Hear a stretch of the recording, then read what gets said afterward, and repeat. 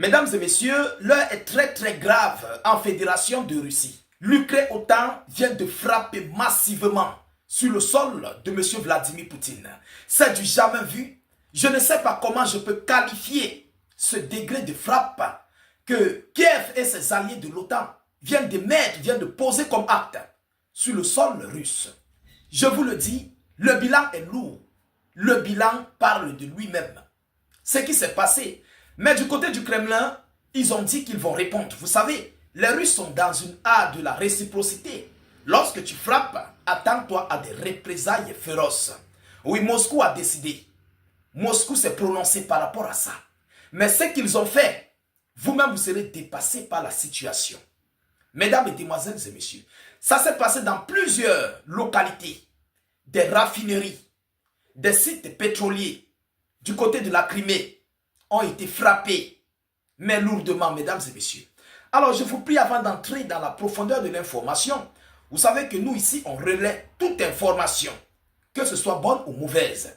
Donc, mesdames, mesdemoiselles et messieurs, je vous prie de garder votre sang-froid. S'ils ont frappé la Russie, ce sont les dégâts collatéraux du conflit. Mais nous savons qu'ils ne pourront pas vaincre la Fédération de Russie. C'est ça la vérité. Ils peuvent frapper, mais ils ne pourront pas vaincre la Russie. Vous comprenez?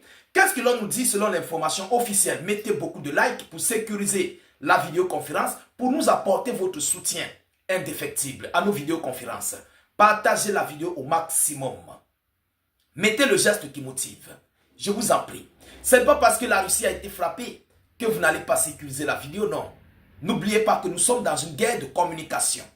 Qu'est-ce que l'on nous dit? Selon l'information officielle, l'Ukraine affirme avoir frappé la raffinerie de Saratov en Fédération de Russie. L'une des raffineries stratégiques de Vladimir Poutine.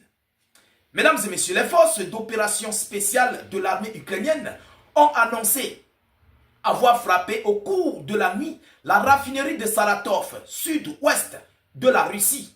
La capacité de raffinage de pétrole de cette raffinerie s'élevait à 7,2 millions de tonnes en 2022 et à 4,8 millions de tonnes en 2023.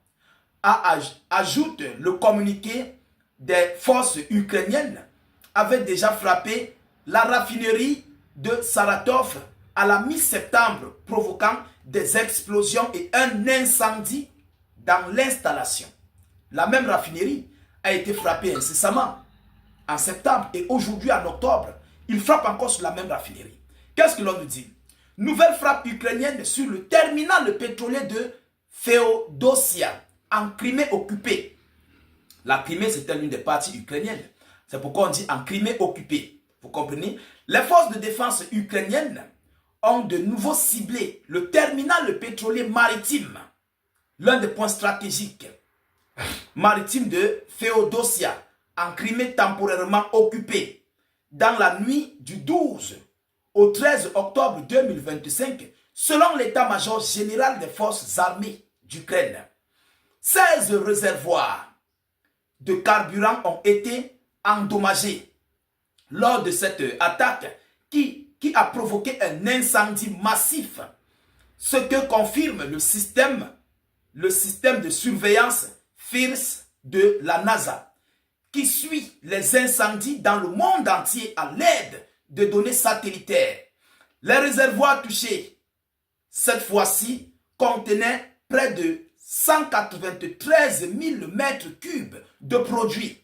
Selon les estimations ukrainiennes, cette frappe constitue la seconde attaque contre cette infrastructure en l'espace de quelques jours, seulement en l'espace de quelques jours.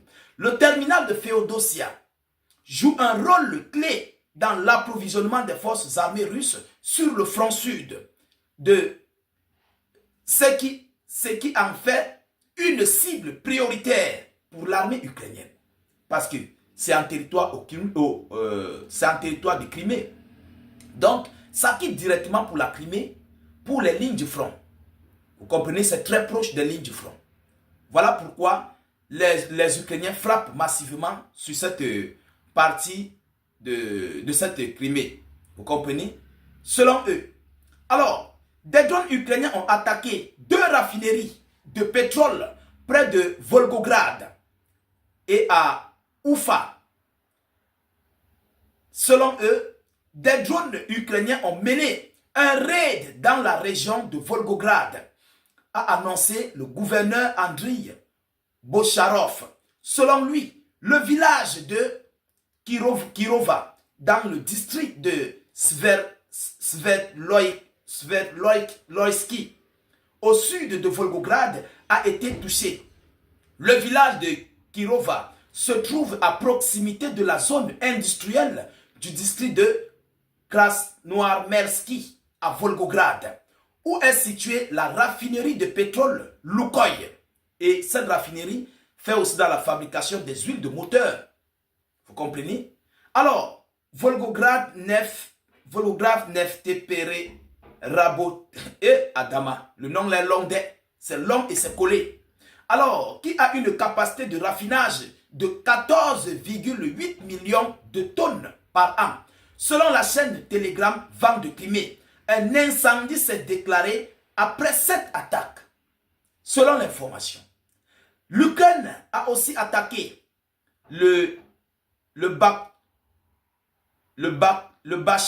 Bashkortostan. Et la cible probable des drones ukrainiens était la zone industrielle d'Oufa, où se trouve la raffinerie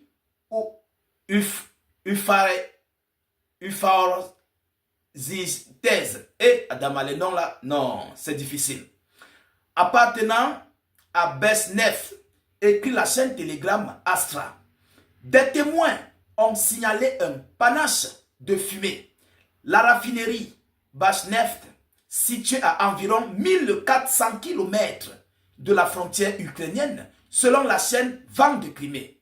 Selon eux, attaque de drones sur la ville russe de Sochi, au bord de la mer Noire. Ça, c'est une autre localité. Des explosions ont été entendues à Sochi, en Russie, dans la nuit du 16 au 17 octobre, dans une série de messages publiés sur Telegram. Andrei Prochoumin, le maire de la ville, a déclaré vers 3 h du matin, heure de Paris, que les systèmes de défense aériens engageaient des drones et des missiles. Sur la même plateforme, la chaîne Astra a publié des vidéos de l'alerte aérienne où l'on entend des sirènes et des explosions. Quant à la chaîne Sochi Online, montrait des enfants et des étudiants réfugiés dans des caves. Dans un communiqué, le ministère de la Défense russe affirme que 59 drones ont été abattus, dont 32 au-dessus de la Crimée et 6 au-dessus de la zone maritime de la mer Noire, selon la même source. Selon la chaîne Telegram Vent de Crimée, un violent incendie s'est déclaré dans le dépôt pétrolier de la plus grande chaîne de stations-service de la péninsule, dans le village de Vardiske, en Ukraine, au Vardeskoy, depuis l'invasion russe. Dans le district de Simferopol, des informations font également état d'une possible attaque contre un dépôt de munitions. Toujours les Ukrainiens qui ont frappé sur la Russie, selon l'information officielle. Donc, vous constatez, vous avec moi, que la Russie a été lourdement frappée. Oui, ça il faut le dire, il faut le reconnaître. Moscou a été lourdement frappé par l'Ukraine et ses alliés. Mais qu'est-ce que la Russie dit? Le ministère de la Défense dit répondre à toutes ces actes menés par Kiev et ses alliés supplétifs contre les multiples sites et infrastructures énergétiques de la Fédération de Russie. Ce sont des actes de sabotage perpétrés et reconnus en tant qu'actes terroristes, selon la Fédération de Russie. Eux, ils reconnaissent ces actes comme actes terroristes. Mesdames, Mesdemoiselles et Messieurs, ils disent qu'ils vont répondre. Alors, moi je ne comprends pas. La Russie qui fournit des systèmes aériens aux gens, la Russie qui fournit beaucoup de choses à ses alliés. Mais comment Moscou ne parvient pas à sécuriser? C'est ce que moi je ne comprends pas. Comment la Russie ne parvient pas à sécuriser ces multiples sites, bien systèmes? Parce que là c'est grave, c'est très grave. Oui. En tout état de cause, sont les dégâts collatéraux d'un conflit. Mais Moscou a dit qu'ils vont répondre. Et c'est énormissime. Ce n'est pas un site pétrolier, pas deux. C'est au moins 6. Au moins 5 à 6. Oui. 5 à 6 sites pétroliers qui ont été frappés. Ce n'est pas petit, c'est énorme. Et ça ralentit la production du pétrole et du gaz russe. Ça ralentit aussi l'approvisionnement du côté des lignes du front. Et c'est le but, le rêve des Ukrainiens et de alliés supplétifs.